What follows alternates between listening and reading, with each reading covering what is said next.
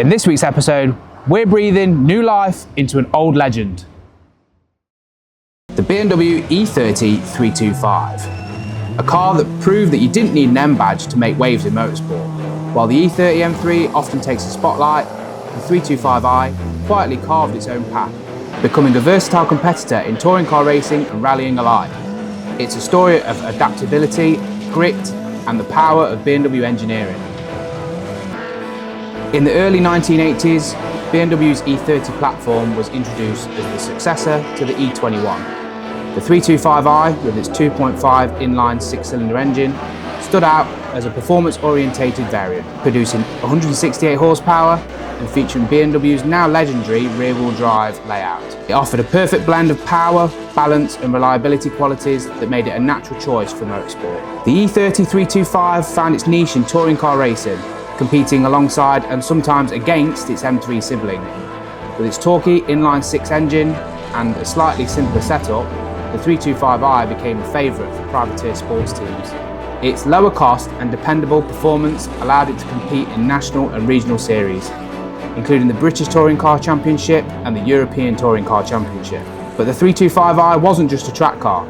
Its versatility made it stand out in rallying, where it competed in events across Europe. The car's robust engine, balanced weight distribution and rear-wheel drive dynamics made it a thrilling and competitive choice for drivers tackling tarmac and gravel stages alike. Whether in the hands of factory teams or grassroots enthusiasts, the 325i proved its mettle. For privateers, the 325i was a game changer. It offered a more accessible entry point into motorsport while still providing the performance needed to compete. From grassroots racing to amateur rally stages, the 325i became a beloved icon, further solidifying BMW's reputation as a driver's brand. The BMW E30 325 may not have been the headline act, but its role in motorsport was crucial. It was a car that proved BMW's engineering brilliance extended beyond the M division, showcasing the brand's dedication to performance and driving dynamics in every vehicle they built. Today, its legacy lives on, not just in the history books, but in the hearts of racers and enthusiasts worldwide. Some of you may have seen this car in the background of some of our videos. Some of you may have seen this car when you're coming for work on your own cars. You may wonder where it came from. You may wonder what we're doing with it. Well, in today's episode, we're going to tell you where it came from and we're going to tell you exactly what we're going to be doing with it. But this story doesn't start here. It starts over here. Come on. So again, some of you may have seen this car tucked away in the corner of our workshop. This was originally the car that we were supposed to be doing the work on. The build was supposed to be, we had a BMW Z3, everything from the BMW Z3 was supposed to be taken off, stripped down, and shoehorned into the underside of this E30. It would have had the 2.8 engine, it would have had the same rear axle, it would have had the same 5-stud wheels, brakes, everything off the bottom end of the Z3 was going to be on this car. It was going to drive like a Z3 but look like an E30 basically. But unfortunately, when we started stripping the car down, it turned out it was just too far gone. The floor was rotten, the rear beam mats were rotten. This car would have needed probably triple the amount of work it would have been worth doing to get it to a point where it would have been safe to put all of that kit in. So the search started for a new shell. Which brings us back over here. Come on, get over here. This shell was sourced as a replacement. So let's take a quick look at what this car used to be like in its prime when it was owned by Regal Autosport.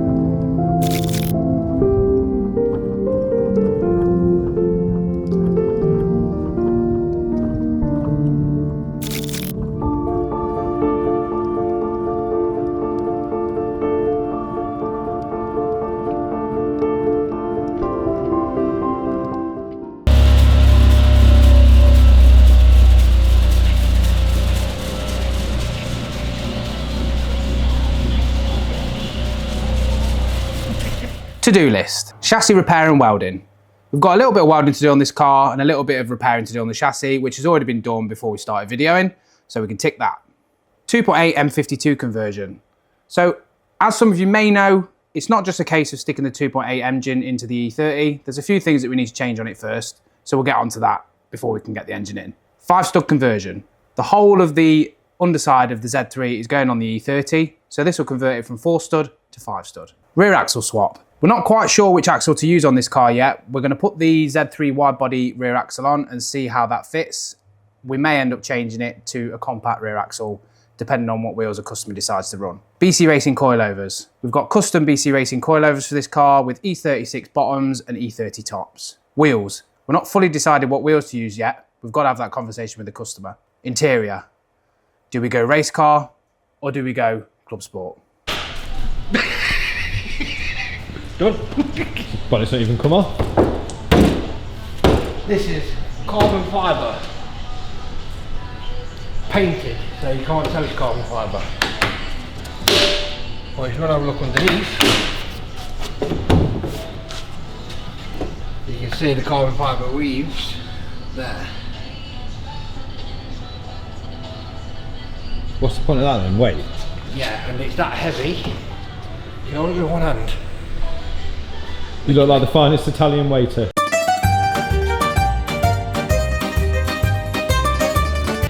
Last time this car was last used, I'm led to believe it was on the Nürburgring, and the lad had a bump.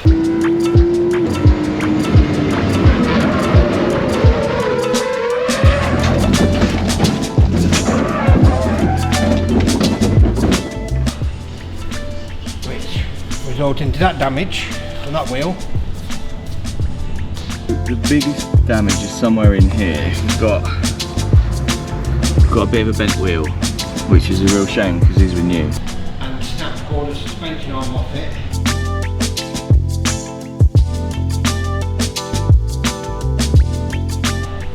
It's never been used again since. Still got MOT. Still got MOT. Well, I mean, I might be able to sit in there in Flintstones power it. Yeah, doo. First time going underneath it. I'm just excited to see it in the garage. When this is done, this should be an animal. I can't wait. It's about 120, you'll give Tom good run push money. Even though it's going to be 225 lake engine. Because obviously carbon fibre bonnet, fiberglass wings, painted again, all the way around. It's got carbon fibre door skins inside. Obviously this is a 4-stud car. We are converting it to 5-stud. Where we'll be running Z3 hubs and custom BC Racing coilovers. Oh, that's what they're for? Yeah. E30 tops, Z3 E36 bottoms to convert it to a 5-stud. The exhaust manifolds on the Z3 engine need to be removed and the 2 replacements need to be put on, which has been modified to clear the steering rack and the steering linkage. Go on, just.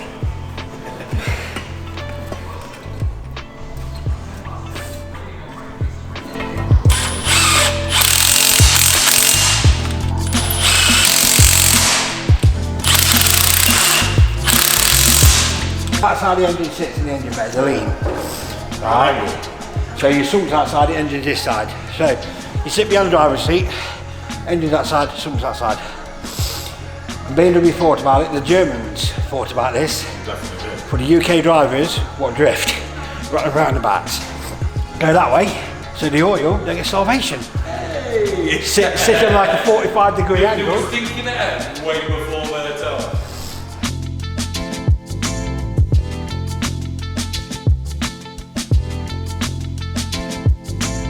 BMW E36/Z3 front hubs, so we can have BC Racing coilovers. Yeah, BCs. These are faulty or damaged in here. The cars go back outside for the next 3 months. Because these are custom BC Racing coilovers. Here's a question for you. You look at the car, what is left and what is right. Well, it depends which way you're facing. This one is front left. Well, yeah, that's if you're facing outwards. But you stood there, that's saying that side. Yeah, but it's a bit from driver's perspective, won't it?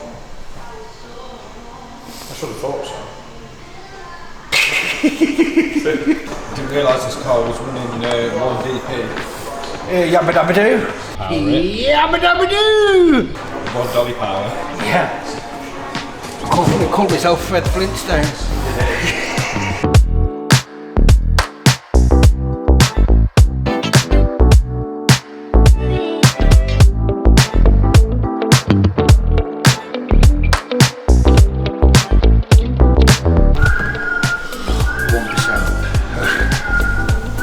That's the battery. Oh, you're charging it? I'm charging it, yeah. That's the fuel pump. You see better when all this is out, with all the pipe and cable.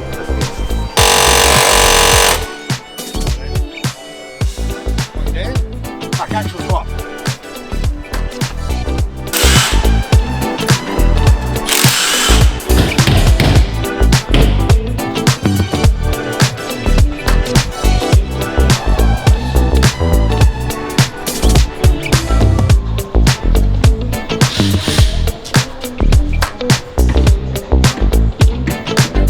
Something wrong as well. Fair enough. This way should have 2 on. Aye. Took the baffle off the bottom of the engine.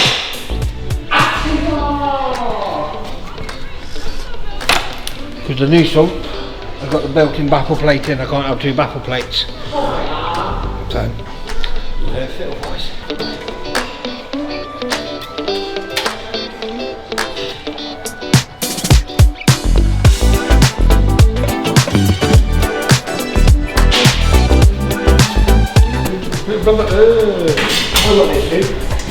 We know that. What? So, I think you've got to take the bed plate off. I already have, it's gone. No, there's a bed plate on the sump. I can't do that off. I'm sure you have to take that off. I'll have to take the one off the fucking block. I think you take that off, not the one on the block. If I remember rightly. You're the one who fucking told me. No, I didn't put the one last one's on. ASMR. There you go, BMW. BMW. ASMR.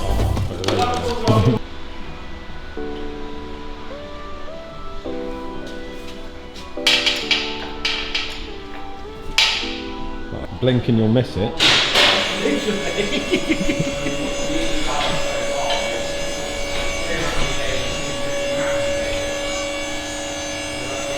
So where's this engine come out of? A Z3? BMW Z3, yeah. And it's found its nice new home in an E30.